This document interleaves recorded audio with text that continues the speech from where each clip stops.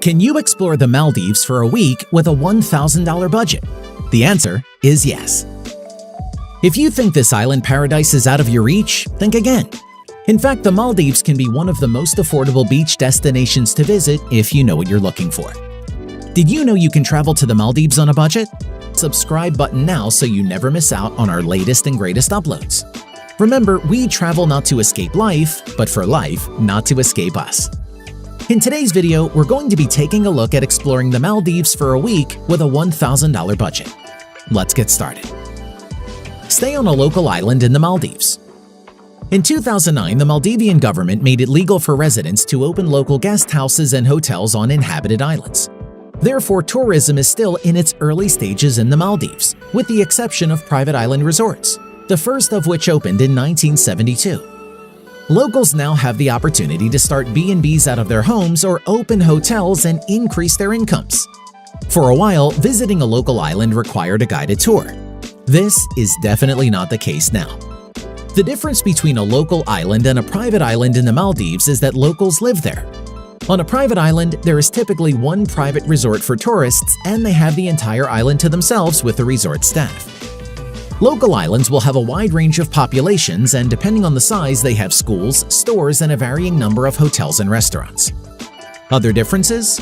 Since the Maldives are strictly Muslim, local islands will likely be devoid of alcohol, require more modesty in public, be much more affordable, and provide better cultural exposure. You'll see mosques and hear the call to prayer multiple times throughout the day. Admittedly, you may not turn down a luxurious stay in an overwater villa on a private island.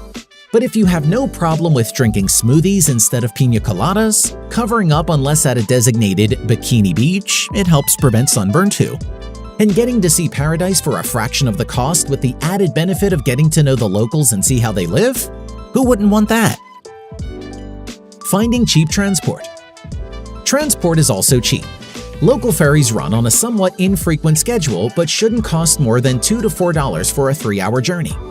You can pay 60 cents for the ferry from Mali Airport to Male, $3 for the ferry from Male to Mafushi, $4 for the ferry from Mafushi to Folitu, and $2 for the ferry from Mafushi to Gorido. If you want to visit a resort, you'll have to pay for a speedboat, as the local ferries don't stop at the resort islands. These speedboats are very expensive. You may be quoted $280 per person return trip for a 45-minute journey, or $200 per person return for a 10-minute journey.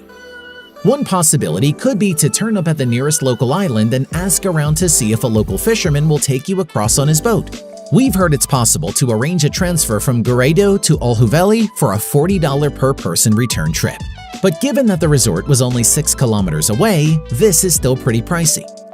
Avoid the seaplanes if you're traveling on a budget. These will usually cost around $500 return for a 20-minute journey. Cheap food. Food will set you back around $5 to $10 per meal, but with most guest houses offering an enormous free breakfast, you might just find yourself skipping lunch and only paying for dinner. You can complain about spending $5 a day on food. In general, the smaller the island, the fewer food options there are, and you'll likely be eating at your guest house for most meals.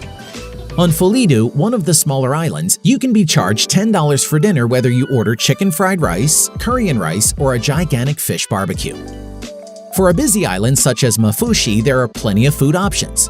There are maybe a dozen restaurants on the island, all offering reasonably priced dinners. You can expect to pay around $5 to $10 a meal for fish curry and rice, fish and chips, tuna fried rice, lots of fish-based meals. Value for money excursions. The cheapest way to go on an excursion is to book it through your guest house. Don't be afraid to shop around for prices though. Wander into 4 or 5 guest houses and ask for their prices before you make a decision. Also, check to see what's included in the price. Some guest houses will include lunch, water, and a soft drink, some won't include any extras.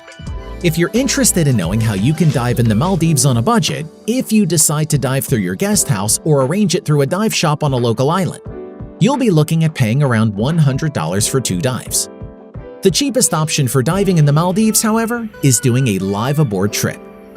Other options for excursions include lots of snorkeling trips. If you're lucky to be visiting during manta ray or whale shark season, you'll be able to arrange a trip to see them. You can expect to pay $50 per person for a half-day snorkeling trip. It's pretty pricey, but it will also be one of the best experiences of your life. Amazing visibility, thousands of tropical fishes, and even adorable sea turtles swimming alongside you. Most guest houses will also arrange fishing trips, $50 per person, or day trips to the resorts, $50 per person plus a $30 per person entrance fee. You can also take trips to the sandbanks, $25 per person, and go island hopping around the atoll, $50 per person. Great and affordable for digital nomads. You may be fully expecting to spend your time in the Maldives offline due to unusable internet. However, you may be wrong. On Mafushi, internet speeds are around 6 megabit per second download, 3 megabit per second upload. They are a bit slower on Folidu and Goridu, but marginally so. Getting a SIM card in the Maldives is simple. It costs $3 for the SIM card and $14 to top it up with 1.2 gigabyte of data. From experience, you will be shocked to discover that you'll receive a data signal everywhere you go, even during 2-hour ferry rides across the open ocean where you can't see land in any direction. We guess that's what happens when there are no tall buildings to diminish the signal. Working and traveling in the Maldives is therefore easy. Wi-Fi speeds are faster than I've received in many guest houses around the world, and data is very reliable. Cheap accommodation. The first thing to note is that there aren't any super cheap options for accommodation. You won't find dorm rooms in the Maldives or a crappy $5 a night bungalow on the beach like you would in Southeast Asia. You will, however, find over 100 couch surfing hosts. Couch surfing may not be your jam, but if you're up for spending nothing on accommodation, check that out first. Aside from couch surfing though, there are still plenty of budget guest houses, and they're surprisingly good value. For $30 to $60 a night, you'll receive a clean, modern, and spacious room with air conditioning, a hot shower, free breakfasts, snorkeling gear, a bottle of water each day, twice daily room cleaning, and fast Wi-Fi. The rooms are seriously nice, much higher quality than the rooms you'll stay in other parts of the world at that price. The easiest way to find cheap accommodations in the Maldives is through websites such as Booking.com. Simply search for hotels in the Maldives along with your travel dates, sort the prices from lowest to highest, and then start researching. Alternatively, you may find Airbnb to offer just as many accommodation options on the local islands.